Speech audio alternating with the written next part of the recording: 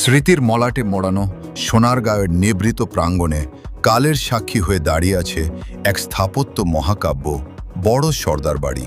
প্রায় ৬০০ বসন্তের ধুলোবালি মেখে এই প্রাসাদটি আজ কেবল ইটের পাঁজর নয়, বরং বাংলার ইতিহাসের চারটি অধ্যায়ের এক অপূর্ব সঙ্গমস্থল।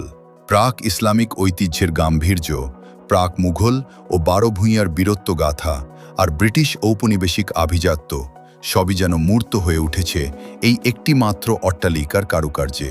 প্রাসাদটির পরতে পরতে লুকিয়ে আছে নিপুণ শিল্পের ছোঁয়া। এর প্রবেশদ্বারে পা রাখতেই চোখ ধাঁধিয়ে যায় চিনি টিকরির মায়াবী ঝিলিমিলে।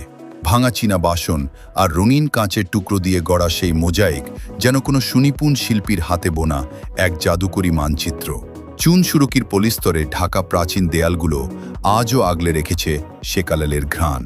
প্রাসাদের দুই পাশে দুটি দিঘি যেন শান্ত শীতল দুটি আয়না, যার রাজকীয় ঘাটলায় একসময় হয়তো জলকেলি চলত অভিজাতদের। দ্বিতল এই বিশাল প্রাসাদের ২৭,০০০ বর্গফুটের আন্দরে ৮৪টি কক্ষের হাতছানি।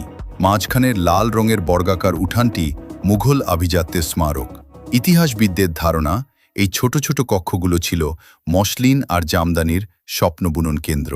পাশের পানামনগরের কোলাহল আর মসলিনের শুভ্রতায় ঘেরা সেই সুবর্ণ সময়ে এই বাড়িটি ছিল এক ব্যস্ত কর্মশালা।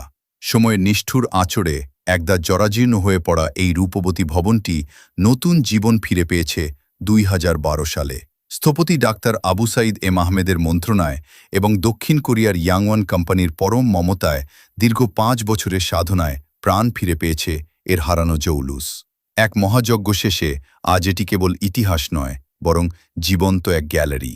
বর্তমানে এর নিচতলার ৩২টি শোকেজে সাজানো রয়েছে কাঠখোদাই আর মৃৎশিল্পের শতাধিক দুর্লভ নিদর্শন। নিস্তব্ধ কক্ষগুলোতে কান পাতলে আজও হয়তো শোনা যায় প্রাচীন তাঁতের খটখট শব্দ কিংবা কোনো কারিগরের নিবৃত দীর্ঘশ্বাস। বড় সর্দার